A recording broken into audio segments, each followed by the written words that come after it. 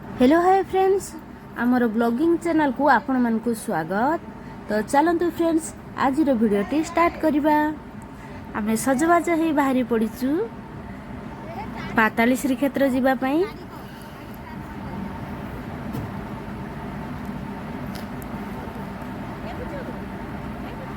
गोटे 4 व्हीलर टे धरिकी मो माँ घर फैमिली आउ आमे बाहरी पड़िलु। आबसेंट थिले तो मो हजबैंड आउ मो भाई दी जनकर ड्यूटी थिला, तो से माने आबसेंट थिले। आउ समस्ते आमे मिसी बाहरी पड़िथिलु पाताली श्रीक्षेत्र को।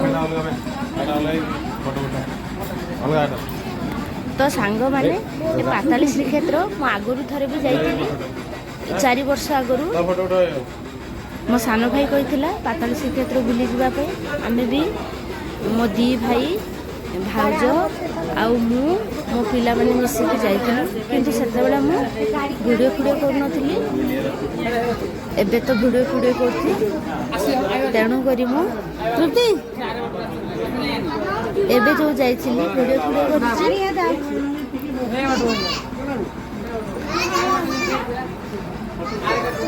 तो सांग माने जेहेतु आमे जाइछु वीडियो करसी, तो ए वीडियो माध्यम रे पाताली श्रीक्षेत्र विषय रे मु किछि कहूछि।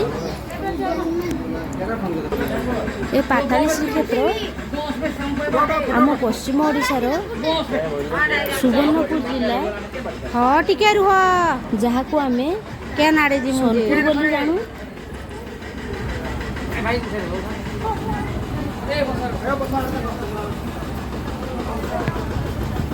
ए सोनपुर जिला मंदिर मालिनी बोली मध्य आख्या दि जाइछि।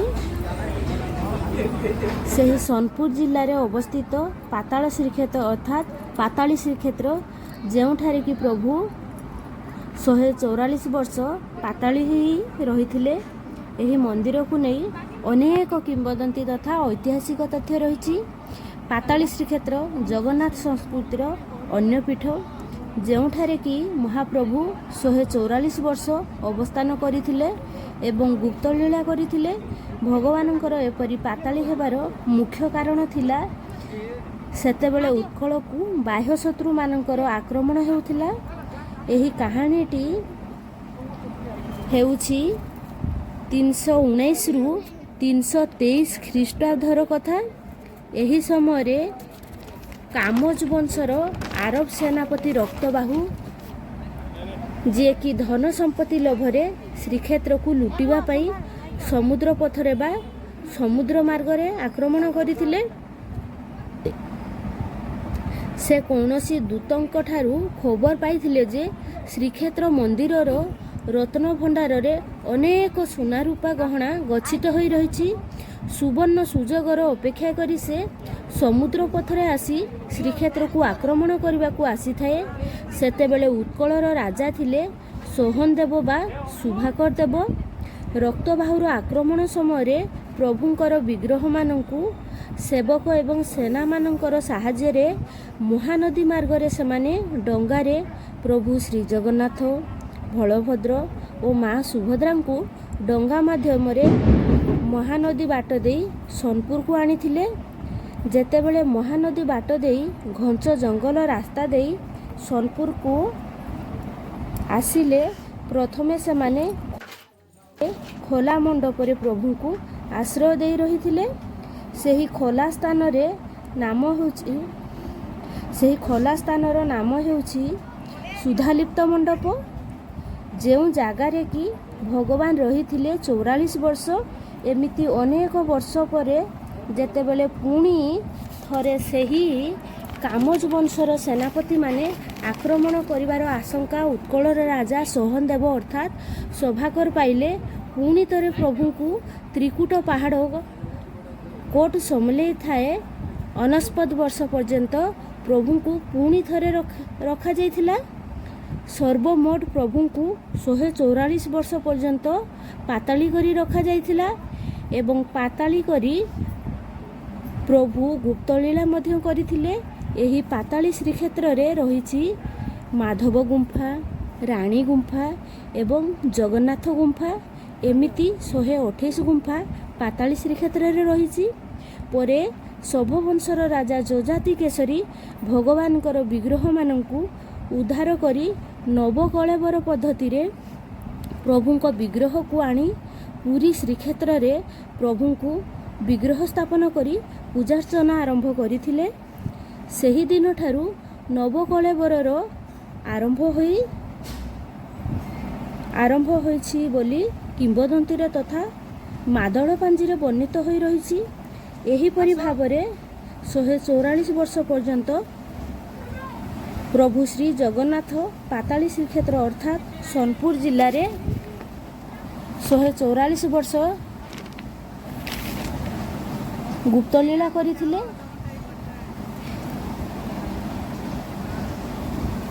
ଏ ହେଉଛି ପାତାଳି ଶ୍ରୀକ୍ଷେତ୍ରର କାହାଣୀ। ତ ଏଇ ଭିଡ଼ିଓଟା ଆମ ଜଗନ୍ନାଥ ପ୍ରେମୀ ଭାଇ ଭଉଣୀମାନେ ବହୁତ ମାତ୍ରାରେ ସେୟାର କରନ୍ତୁ, କାହିଁକି ନା ତ ସାଙ୍ଗମାନେ ଏଠାରେ କୌଣସି ଲିଫ୍ଟର ବି ବନ୍ଦୋବସ୍ତ ନାହିଁ। ବହୁତ ବୃଦ୍ଧ ବୟସ୍କ ଲୋକମାନେ ଯାଉଛନ୍ତି, ଅଧା ବାଟରୁ ଫେରି ଆସୁଛନ୍ତି, ଯାଇପାରୁନାହାନ୍ତି। ଖାଲ ଢିପ ଆବ ଠାବ ହେଇଛି, ମାନେ ଉପରେ କିଛି ପାଣି ଟୋପାଇ ବି ମିଳୁନି। ତମେ ଯାହା ଧରିକି ଯାଇଥିବ ପାଣି ବୋଟଲଟେ 2 ବୋଟଲ, ଫେରିଲା ବେଳକୁ ସେ ପାଣି ବି ସରିଯାଉଛି। ତ ଏଠି ଲିଫ୍ଟର ବନ୍ଦୋବସ୍ତ ନିହାତି ଜରୁରୀ।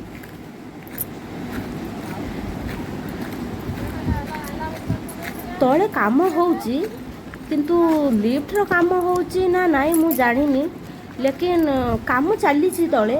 କିନ୍ତୁ ଉପରକୁ ଯିବା ପାଇଁ ଏତେ ଖାଲ ଢିପ,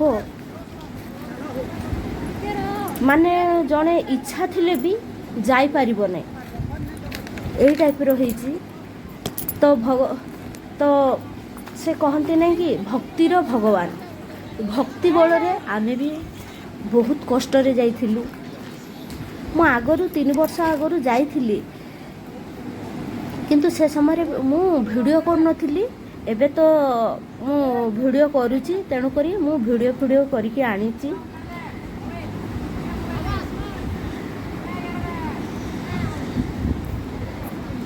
ତେଣୁକରି ଭିଡ଼ିଓ ମାଧ୍ୟମରେ ସବୁ ଜଗନ୍ନାଥ ପ୍ରେମୀମାନଙ୍କୁ ମୁଁ ଜଣେଇ ଦେଉଛି ଯେ ତ ନିହାତି ଥରେ ଏ ଜାଗାକୁ ଯାଆନ୍ତୁ। ମାନେ ଦେଖିଲେ ଏତେ ମନଲୋଭା ଦୃଶ୍ୟ, ପାହାଡ଼ ଜଙ୍ଗଲ, ତାପରେ ଜଗନ୍ନାଥଙ୍କର ଭକ୍ତି, ମୋତେ ତ ଭାଇ ଭାରି ଖୁସି ଲାଗିଲା।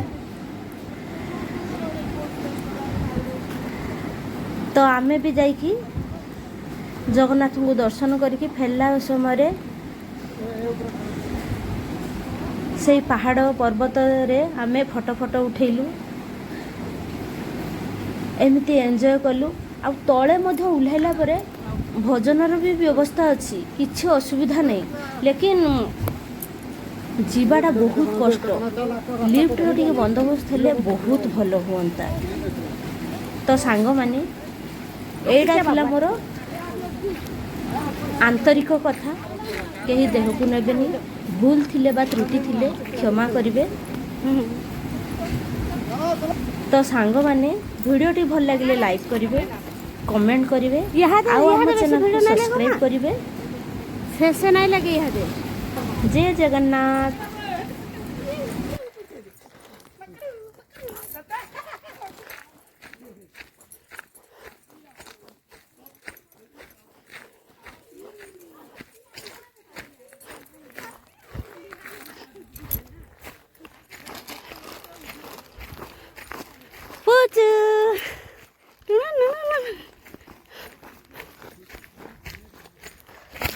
एकदम पत्थर में स्टार्ट होई से जगह रहना हमने ले ली तापुरे दिन ओके एकदम पत्थर स्टार्ट होई हमें हमरा पानी दी याद रे हां से बापा रो दावट देख सरी के भाई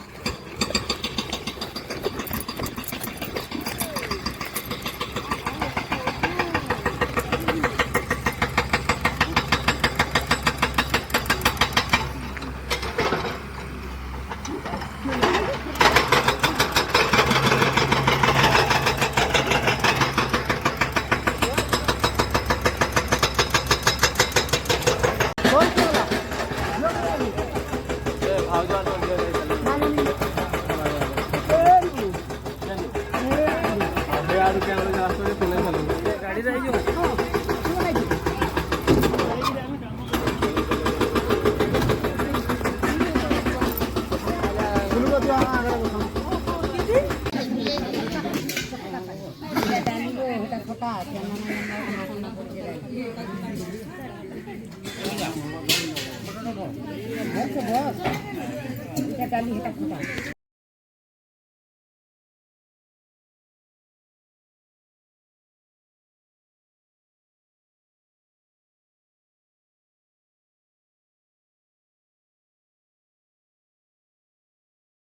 ते हम हम हम हम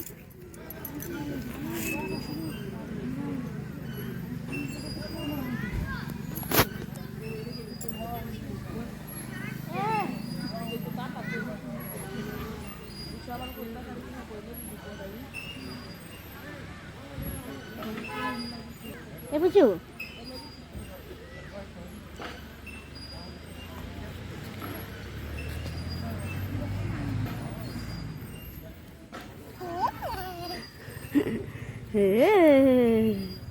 जा जा चाहिए जा चाहिए जा हम सही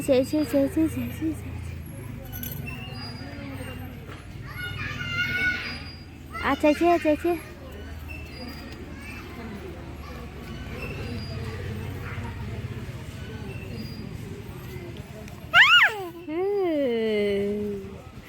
apa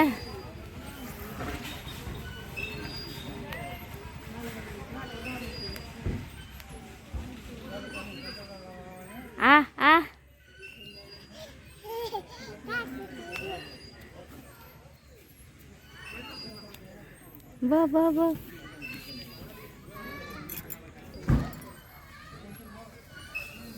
Ucu.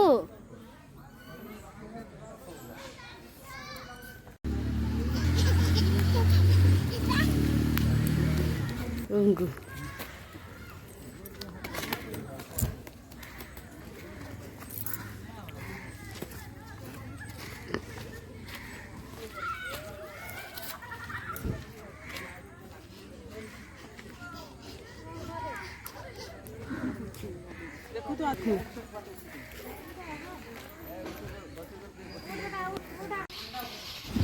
तो सांग माने पाताली श्रीक्षेत्रु फेरिला समय बाटरे आमे आउ गोटे शिव मंदिर दर्शन कलु। शिव मंदिर दर्शन कर सारा पर रामेश्वरम बोली आउ गोटे मंदिर थिला से मंदिर रे भी दर्शन कलु। आउ रामेश्वरम मंदिर पछपटे महानदी अच्छी से महानदी रे जाइके आमे फोटो उठेलु डंगा साहाଯ୍ୟରେ आ वीडियो कलु। आउ एमिति आमे बुलाबुली करी घरे पहुँची जाइथिलु। देखा हवा सांग माने नेक्स्ट वीडियो रे। रहिली जय जगन्नाथ।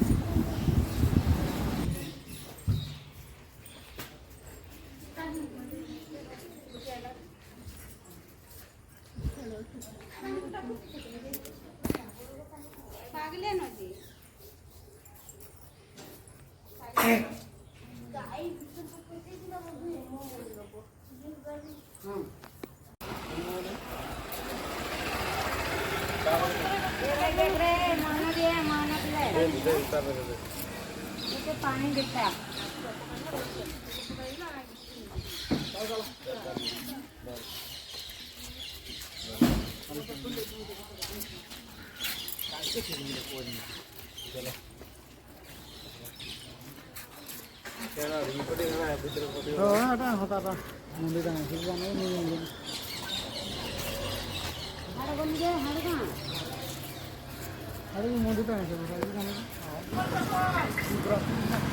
स्वागत है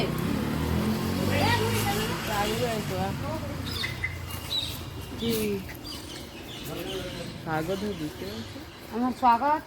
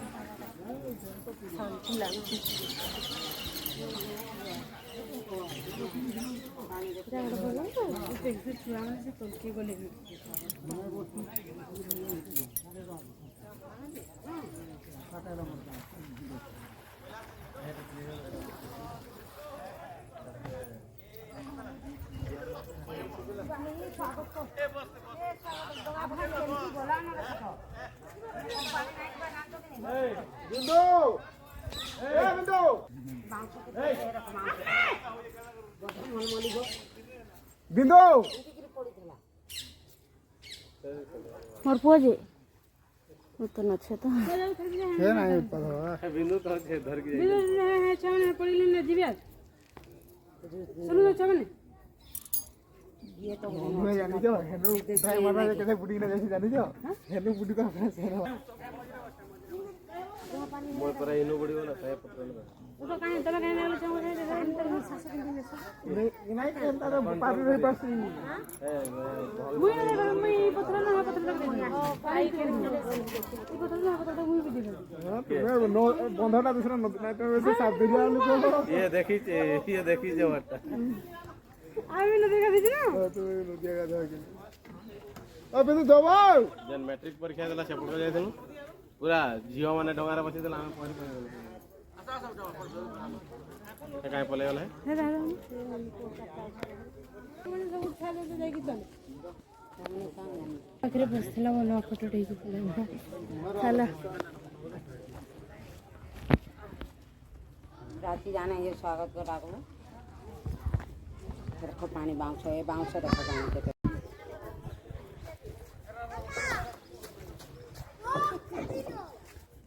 काटा दोडा नाउरिया होची काटा अंदर सीधा कर बे हां अंदर ये चला चलो ऊपर सीढ़ी कागजों दिले डंगा बसाई थे जीवन मुई भी मो करू जा बरे हस ला बहुत पूरा कितना नहीं आसो कर आहुला टे धर नहीं बोले आहुला धरबे बाउसो नहीं आहुला है हाँ हाँ आहुला पानी रे धरला मितान कर हाँ ए पानी टी आहुला मितान कर हाँ पानी रे बजा लो हाँ हाँ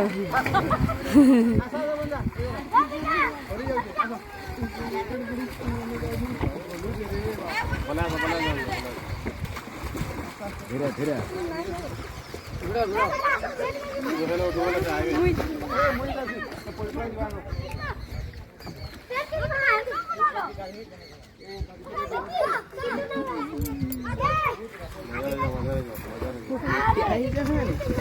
पड़े तो भाई ଏଟା ପଡୁଆ ନାଇଁ କାଇଁ ଏଟା ଗୋଟେ ହଉଥିଲା ତ